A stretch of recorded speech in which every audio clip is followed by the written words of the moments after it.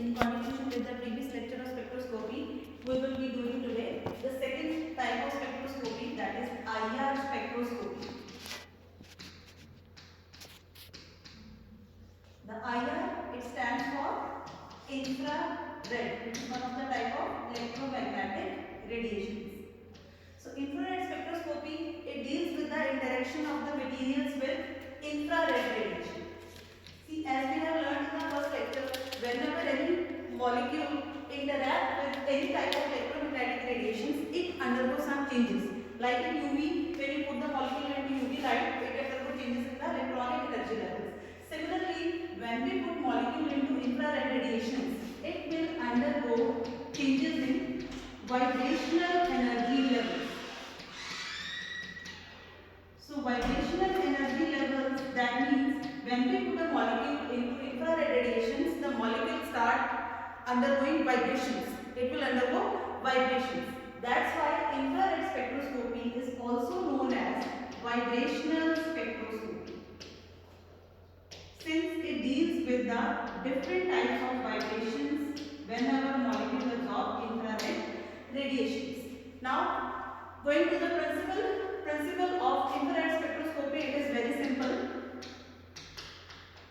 Whenever we put a molecule or a compound into the infrared radiations, it will absorb the infrared radiations and it will undergo vibrational transitions. But one thing should be kept in the mind, that all of the molecules, when they are put into the IR radiations, they do not absorb IR radiations. So there are some conditions that a molecule has to follow to undergo infrared light absorption. Okay. So during the continuing with the principle, in this we will be next talking about the types of molecule which will absorb infrared radiation. Types of molecule absorbing infra-IR radiations. Right?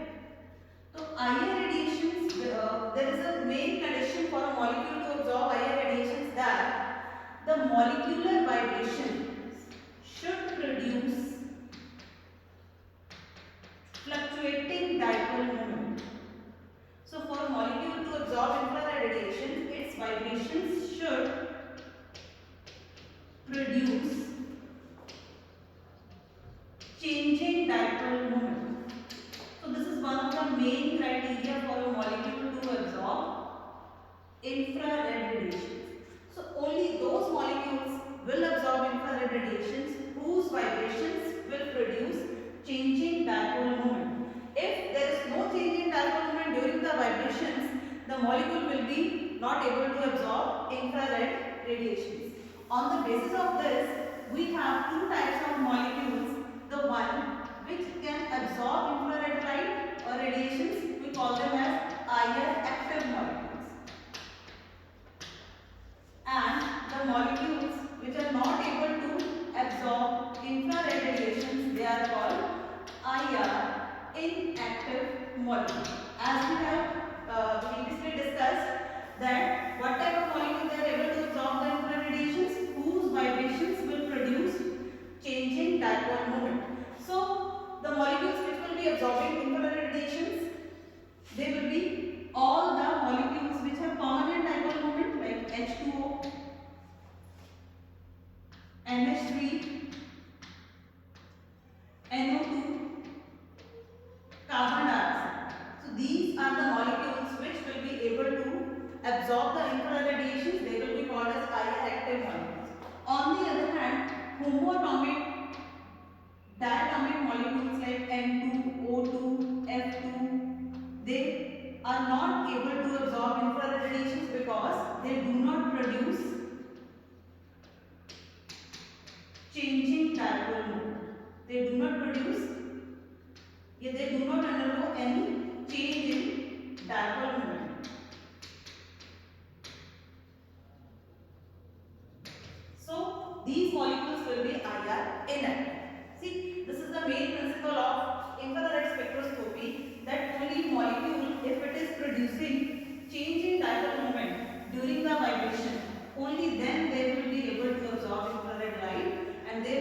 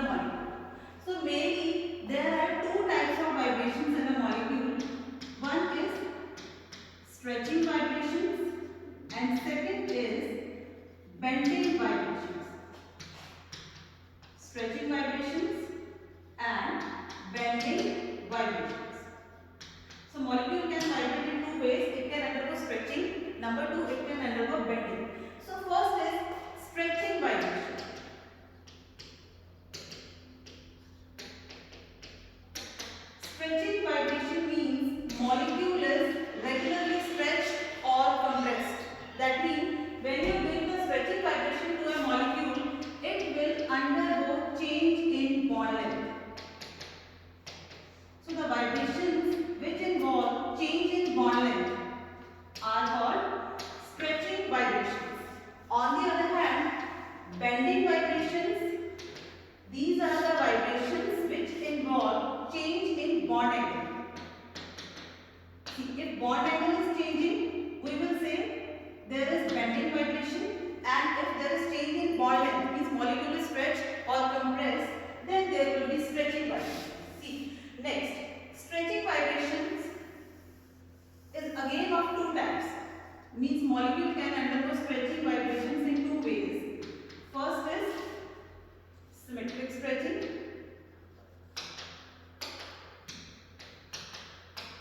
and number two is asymmetric stretching.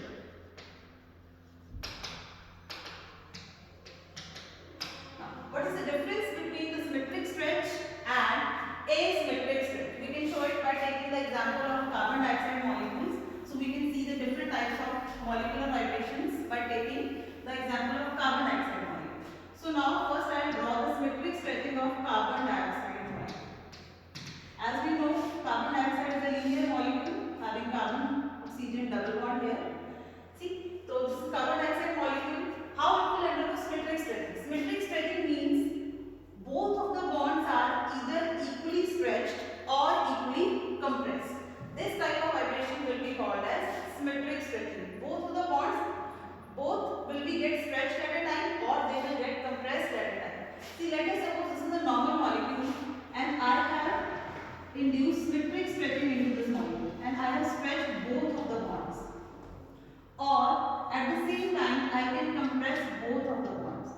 See, when we are stretching or compressing simultaneously, when we are stretching both of the bonds or we are compressing both of the bonds at the same time, then this type of stretching is called symmetric stretching. Now, what we will see during symmetric stretching, whether the dipole moment is changing or not. See, carbon dioxide is a linear molecule. As we know that dipole moment is a vector quantity, and its vectors are extended from the positively charged atom to the negatively charged atom. And due to this linear geometry, carbon dioxide molecule has zero dipole moment.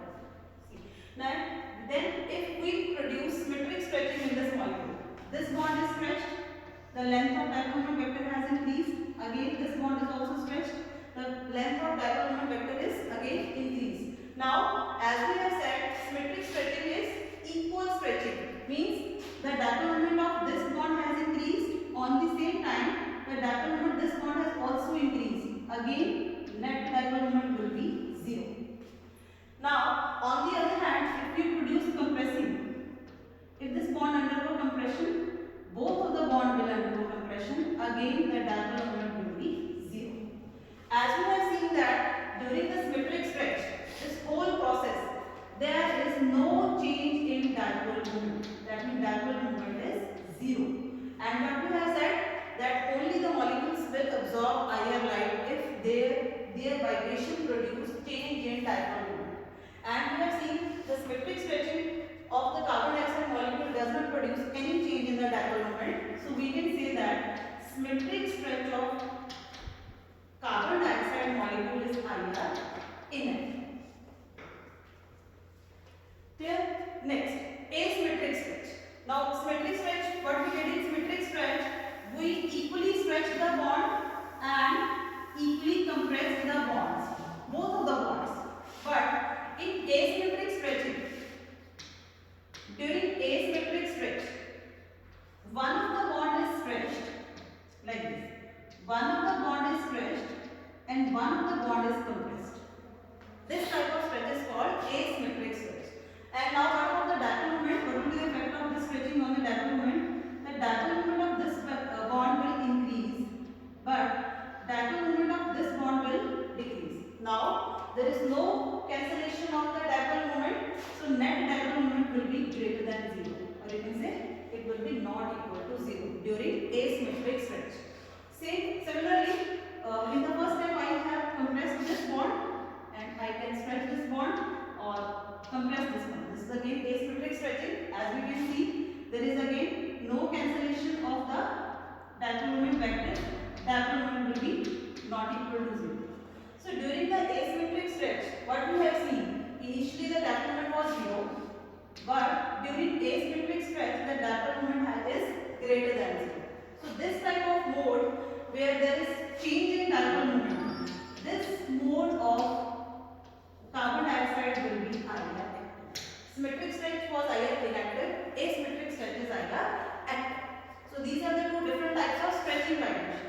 Next we have to do bending vibrations. As we have discussed, the bending vibrations, they involve change in bond length. See, change in bond angle. Sorry. So bending vibrations, they will involve change in bond angle. They will be of again two types: in plane bending and out of the plane bending. In plane bending, these will not involve any change in the plane of the molecule. Means we will be carrying out the bending, we will be changing the bond angle, but plane of the molecule will remain same. On the other hand, in case of out of the plane molecule, out of the plane bending, plane of the molecule will get changed. Now again, in plane bending, it is further of two types: scissoring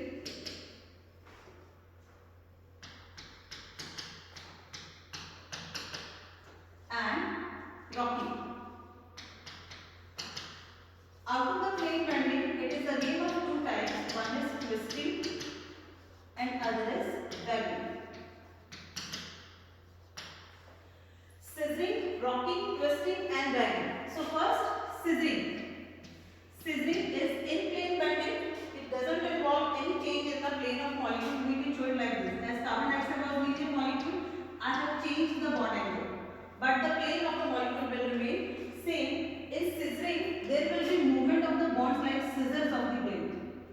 Have you seen the blades of the scissor? They move either towards each other or they move away from each other. This type of bending vibration is called scissoring. Rocking, what is rocking? Rocking is if both of the bonds, they move in same direction. Now in these two vibrations, the plane of molecule is not changed. The plane of molecule is same. Scissoring and rocking, these both are in plane bendings, and as we have seen, the bending has involved the change in bond angle. Now the molecule is not linear. Again there will be change in dipole moment. That means dipole moment will not be equal to 0. Bending vibrations will be IR active. All the bending modes of carbon dioxide are IR active. Out of the plane bending, as we have said, that out of the plane bending will involve change in the plane of molecule.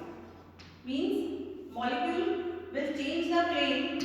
We have to put one bond above the plane or one bond below the plane. Or you can say that we have to change the plane. So as we can't say the change in plane on the plane board, we can show them like by plus sign or minus sign. Plus sign is indicating that the bond is moving above the plane. Minus sign is indicating that the bond is moving below the plane. Now in twisting, one bond is taken above the plane and one bond is taken below the plane. Just like you twist the clothes, one bond is moving above the plane and one bond is moving below the plane in twisting vibration. And in wagging, both of the bonds are put either above the plane or both of the bonds are put below the plane. So this is wagging. So these are four different types of bending vibrations, and in case of carbon dioxide, all the bending vibrations, they are involving change in dipole moment. All the bending vibrations are active. So these were different types of molecular vibrations. We have discussed these type of vibrations by taking the example of carbon dioxide. Next is very important term used in IR spectroscopy is vibrational frequency. Vibrational frequency is basically the frequency at which a bond vibrates. Vibrational frequency is derived from Hooke's law. Hooke's law is very important law in physics. According to Hooke's law, when we stretch a spring, like bond is treated as spring. In IR spectroscopy, we can treat the bond as like a spring. See, so when we stretch a spring, like this is the normal bond length of the spring, and you have stretched the spring. When you stretch a spring or you compress the spring, there is a displacement is produced. When you stretch a spring or you compress the spring, a displacement is there. Right?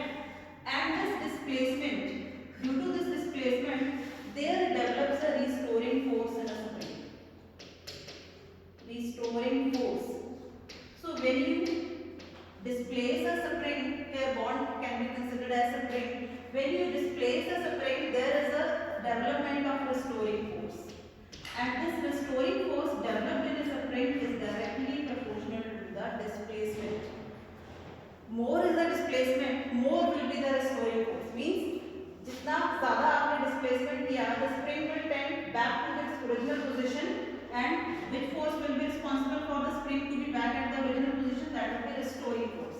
And this restoring force is directly proportional to this displacement. We can simplify this relationship. F is equal to minus of k into x, where k is force constant. Force constant, basically it gives us an idea about the strength of the bond or spring. Minus sign, what minus sign is indicating? Minus sign is indicating that the restoring force, direction of restoring force is opposite to the direction of displacement. That's why we have put minus sign over there. And from this Hooke's law, we can derive the relationship formula of vibrational frequency. Vibrational frequency can be calculated by using this formula.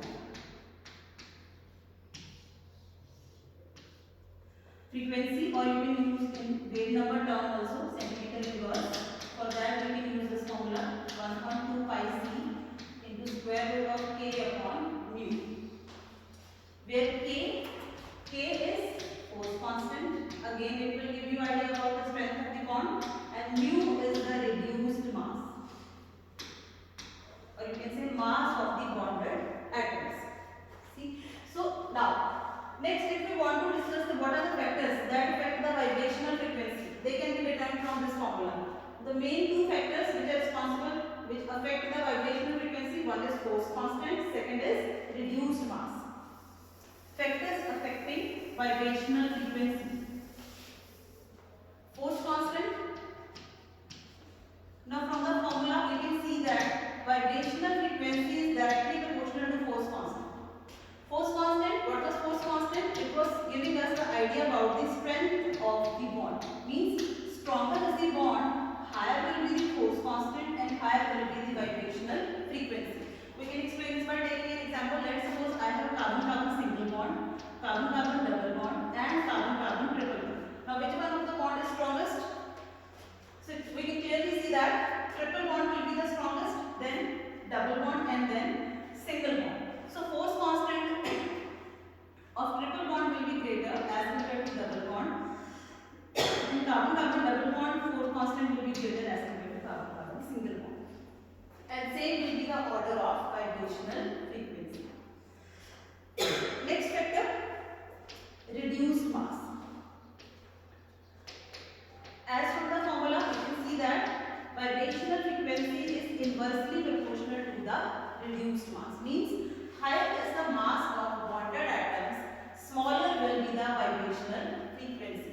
Again, we can explain this by taking the example of, let us suppose one I have CO bond and another I have CH bond.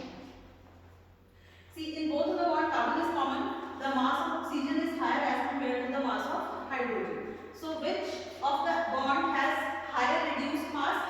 CO bond will have higher reduced mass, whereas the CH bond will have smaller reduced mass. So, vibrational frequency of CH bond will be greater as compared to CO bond.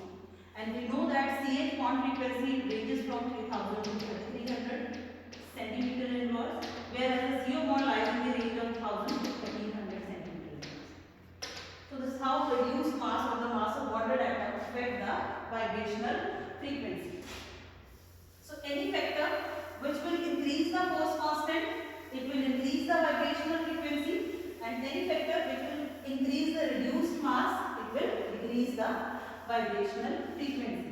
Next, one of the most important topic, number of vibrational modes in a molecule. See, by this formula we can calculate in how many ways the molecule can vibrate. Number of vibrational modes in a molecule. So, number of vibrational modes in a molecule can be calculated by categorizing the molecule into two types of molecules depending upon the geometry. One is linear molecule and other is non-linear molecules. For linear molecules, we can use the formula 3n minus 5, and for non-linear molecules to calculate number of vibrational modes, we can use the formula 3n minus